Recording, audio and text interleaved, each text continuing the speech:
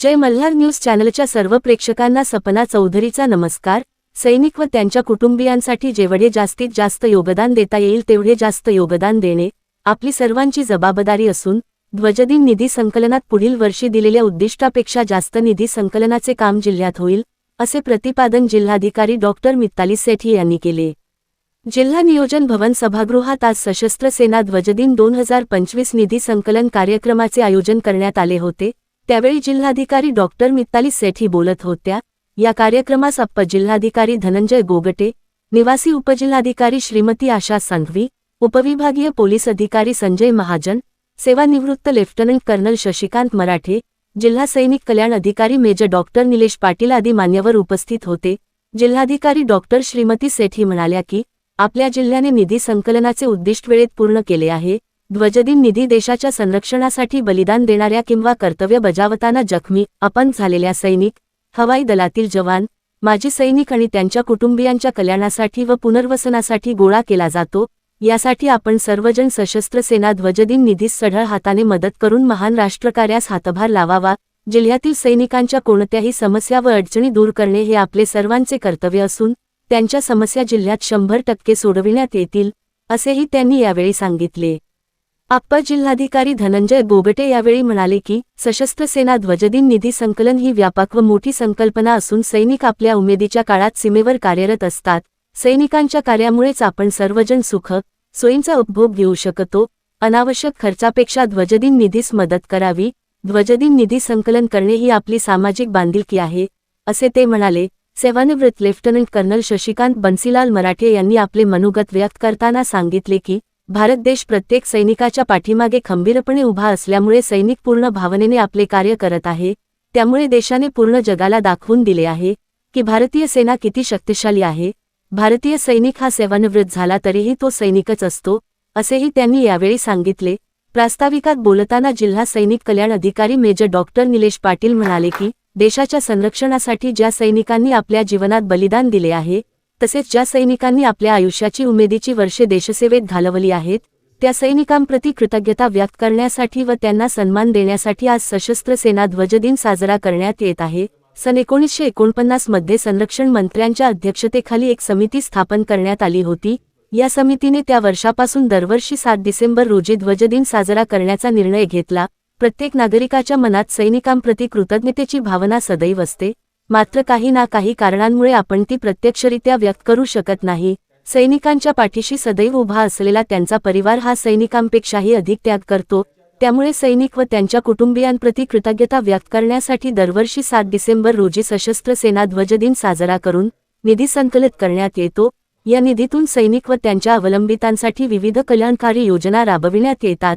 सशस्त्र सेना ध्वजदिन निधी संकलनात जिल्ह्याने गतवर्षी 2024 दिलेले उद्दिष्ट 158% पूर्ण केले आहे, असेही ते यावेळी बोलताना म्हणाले। गतवर्षी 2024 मध्ये 72 पैकी 52 कार्यालयांनी निधी संकलनाचे 100% उद्दिष्ट पूर्ण केले असून यावेळी कार्यालय प्रमुखांचा सशस्त्र सेना ध्वजदिन निधी संकलनाचे काम केल्याबद्दल तसेच जिल्ह्यातील दानशूर व्यक्तींनी ध्वजदिन निधीस दिलेल्या देणगीतून योगदान दिल्याबद्दल मान्यवरांच्या हस्ते प्रशस्तीपत्र देऊन सन्मान करण्यात आला।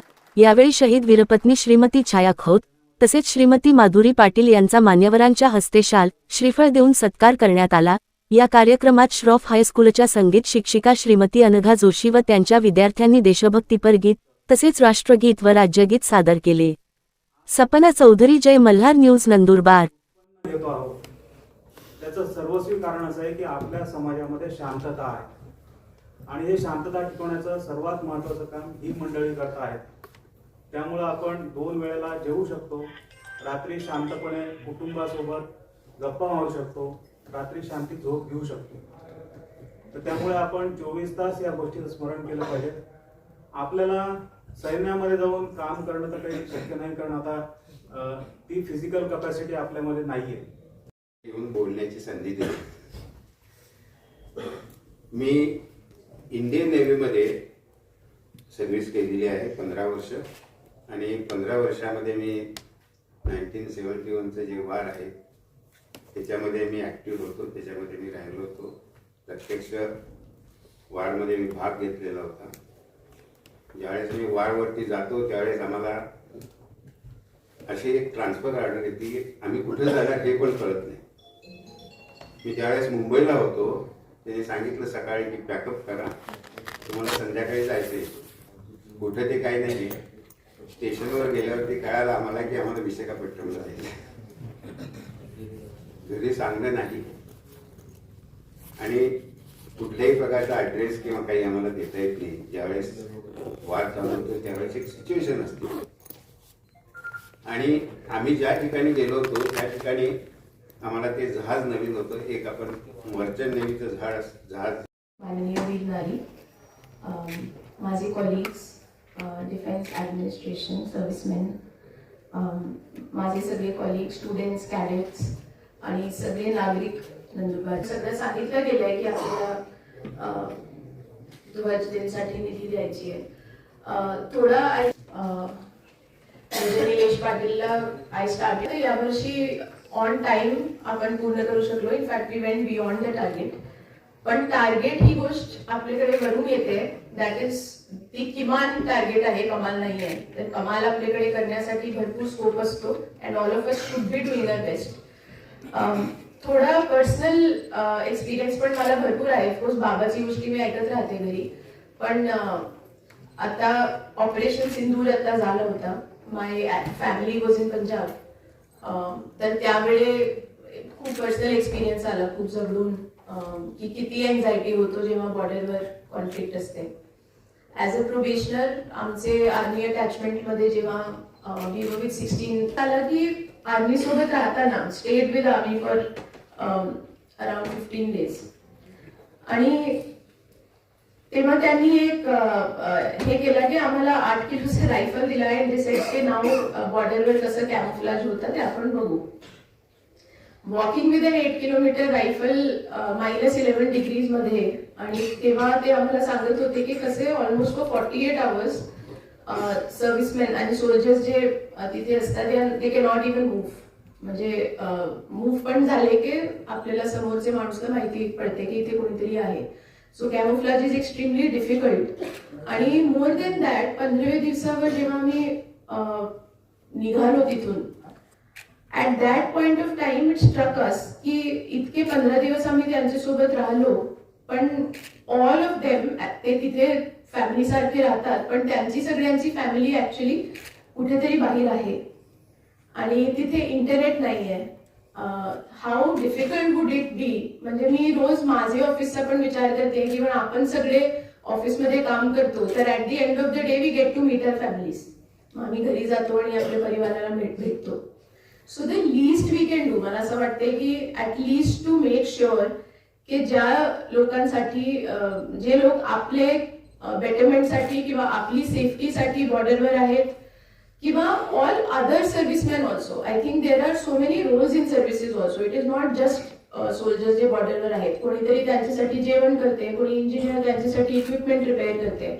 All of them are at the border. आणि the least we can do is say की आप आपका काम कीजिए and we will keep your family safe. त्यासाठीही निधी आहे. सो आपलं जे ध्वजदिन निधी जे सशस्त्र सेनासाठी आपण करतो, it is not equal to any other संकलन जे आपण करतो.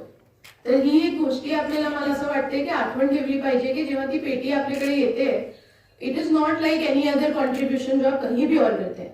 So think about that. आणि तुमचं तो सोपं करण्यासाठी major Nilesh has also added a QR code. त्या पेटीवर एक QR कोड पण आहे. आणि जे आम्ही आज मोमेंटो दिले तिथे पण तो QR कोड ऍड केला गेलाय, so that anybody who comes to the office it is easy also now to contribute that money.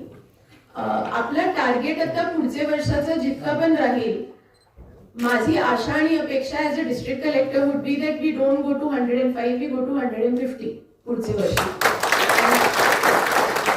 It is doable for us. असं नाहीये की we cannot do it. And let us पुढच्या वर्षी जेव्हा आपण हा कार्यक्रम करू, it should be one of the highest contribution. आणि त्यासाठी आपण आपल्याला कमिट केलं पाहिजे. माझे गव्हर्नमेंटचे खूप सारे ऑफिसर्स माझ्याकडे आहेत. And I assure all the defense administration and defense people sitting here, especially Colonel Marathe who is here with us, कि we will also ensure. आणि आपली काही पण प्रॉब्लेम राहिली तर आपण प्लीज मोकळे होऊन, गोपटे साहेब पण इथे बसले आणि ते आता मला सांगत होते की माझे रूमचे बाहेर लिहिलंय की any issues related to servicemen आम्ही तात्पुरत्याने आम्ही त्याला सॉल्व्ह करू.